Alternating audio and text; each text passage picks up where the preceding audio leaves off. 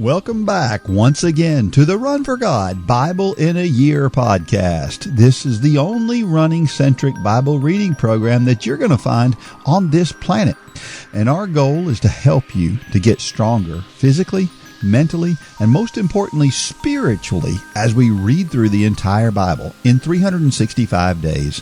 Whether you're listening in your car, on your couch, or while you're out running or walking, we know that the Word of God can transform us all. And it is my prayer that you are blessed by what we do here today. As a reminder, I am reading from the Holman Christian Bible, and that reading plan is available attached to this very podcast. So check that out. We are on day 94. Can you believe it? Day 94. And we are going to be reading from the book of Judges again today. We're going to be reading chapters 13 through 15. But first, let us talk about our running or walking tip of the day. How about this one? Plantar fasciitis is a huge injury for runners, and many people have suffered with plantar fasciitis. You may have. I have. So many people who have run for a long time have had at least a tinge of it, and some people have dealt with it seriously. Well, if you want to prevent plantar fasciitis, the best thing you can do is to keep your feet nice and loose. And when I say your feet, I'm talking about the arch of your feet, okay?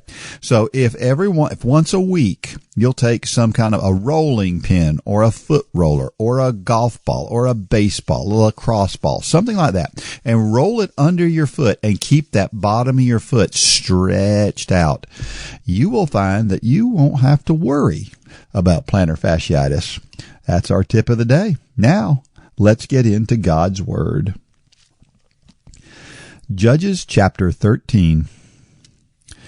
The Israelites again did what was evil in the Lord's sight. So the Lord handed them over to the Philistines 40 years. There was a certain man from Zorah, from the family of Dan, whose name was Mona. His wife was barren and had no children. The angel of the Lord appeared to the woman and said to her, "It is true that you are barren and have no children, but you will conceive and give birth to a son. Now please be careful not to drink wine or other alcoholic beverages or eat anything unclean, for indeed you will conceive and give birth to a son. You must never cut his hair, because the boy will be a Nazirite to God from birth, and he will begin to save Israel from the power of the Philistines." Then the woman went and told her husband, "A man of God came to me. He looked like the awe-inspiring angel of God. I didn't ask him where he came from, and he didn't tell me his name. He said to me, 'You will conceive and give birth to a son. Therefore do not drink wine or other alcoholic beverages, and do not eat anything unclean, because the boy will be a Nazirite to God from birth until the day of his death.'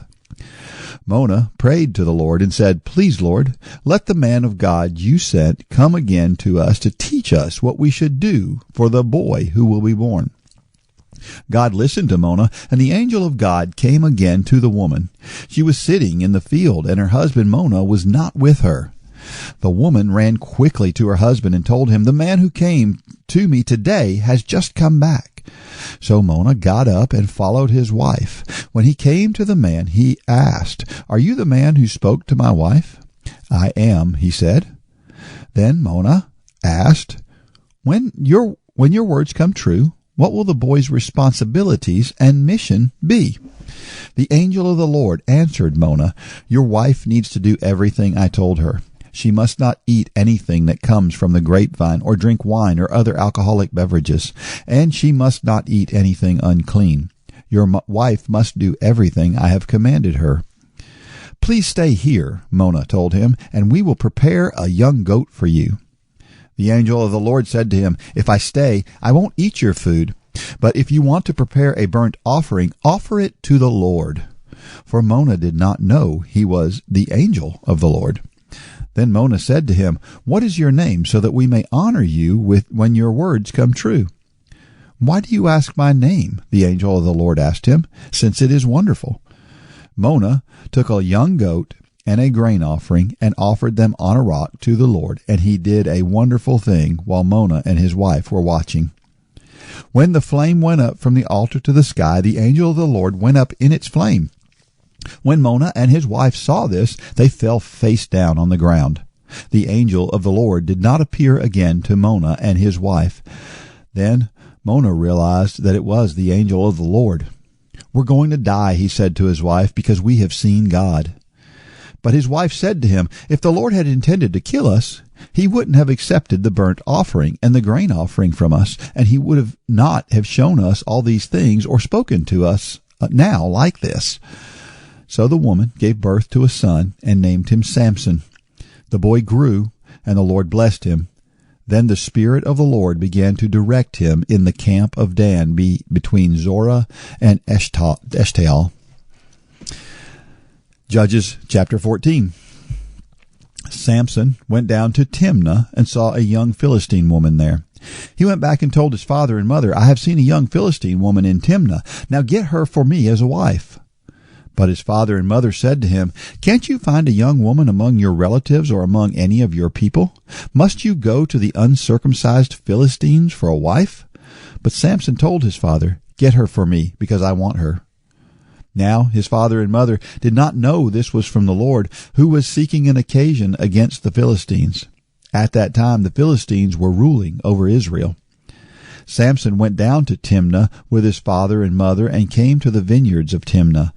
Suddenly a young lion came roaring at him. The Spirit of the Lord took control of him, and he tore the lion apart with his bare hands, as he might have torn a young goat. But he did not tell his father or mother what he had done. Then he went and spoke to the woman, because Samson wanted her. After some time, when he returned to get her, he left the road to see the lion's carcass, and there was a swarm of bees with honey in the carcass.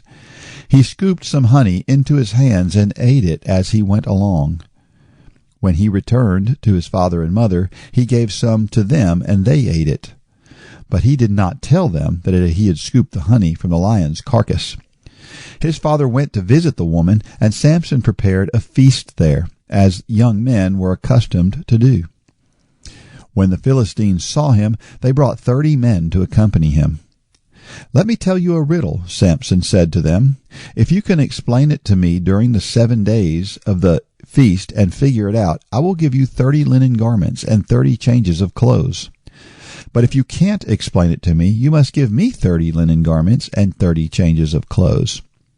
"Tell us your riddle," they replied. "Let's hear it." So he said to them, "Out of the eater came something to eat, and out of the strong came something sweet. After 3 days they were unable to explain the riddle.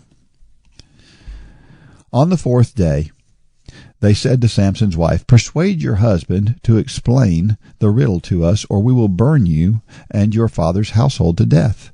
Did you invite us here to rob us?" So Samson's wife came to him, weeping, and said, "You hate me and don't love me. You told my people the riddle, but haven't explained it to me." "Look," he said, "I haven't explained it to my father or mother, so why should I explain it to you?" She wept the whole 7 days of the feast, and at last, on the 7th day, he explained it to her, because she had nagged him so much.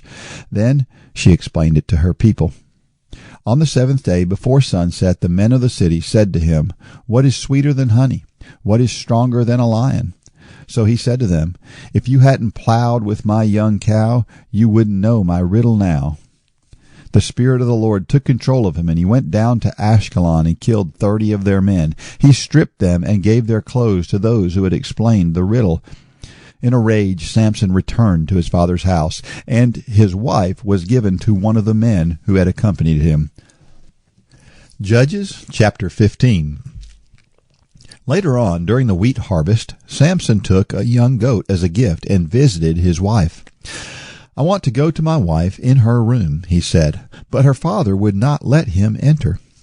"I was sure you hated her," her father said, "so I gave her to one of the men who accompanied you.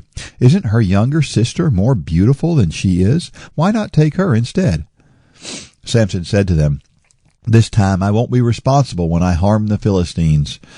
So he went out and caught 300 foxes. He took torches, turned the foxes tail to tail, and put a torch between each pair of tails. Then he ignited the torches and released the foxes into the standing grain of the Philistines. He burned up the piles of grain and the standing grain, as well as the vineyards and olive groves. Then the Philistines asked, "Who did this?"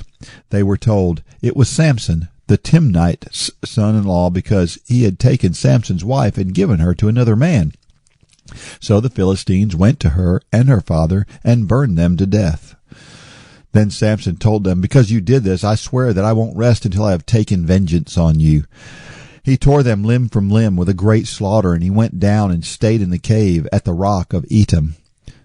The Philistines went up, camped in Judah, and raided Lehi.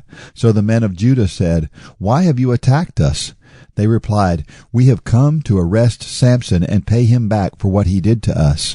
Then 3,000 men of Judah went to the cave at the rock of Etam, and they asked Samson, "Don't you realize that the Philistines rule over us? What have you done to us?" "I have done to them what they did to me," he answered. They said to him, "We've come to arrest you and to hand you over to the Philistines." Then Samson told them, "Swear to me that you yourselves won't kill me." "No," they said, "we won't kill you, but we will tie you up securely and hand you over to them." So they tied up with 2 new ropes and led him away from the rock. When he came to Lehi, the Philistines came to meet him, shouting. The Spirit of the Lord took control of him, and the ropes that were on his arms became like burnt flax, and his bonds fell off his wrists. He found a fresh jawbone of a donkey, reached out his hand, took it, and killed 1,000 men with it. Then Samson said, "With the jawbone of a donkey I have piled them in a heap. With the jawbone of a donkey I have killed 1,000 men." When he finished speaking, he threw away the jawbone and named that place Ramath Lehi. He became very thirsty and called out to the Lord, "You have accomplished this great victory through your servant. Must I now die of thirst and fall into the hands of the uncircumcised?" So God split a hollow place in the ground at Lehi, and water came out of it. After Samson drank, his strength returned, and he revived. That is why it is named En-Hakkore, which is in Lehi to this day. And he judged Israel 20 years in the days of the Philistines. May God richly bless the reading of his word. All right, the story of Samson. Very interesting, tragic, and interesting at the same time, right? The story of Samson. And just goes to show you God can use any of us, right? It surely does. All right, I'm going to leave you with this quote of the day.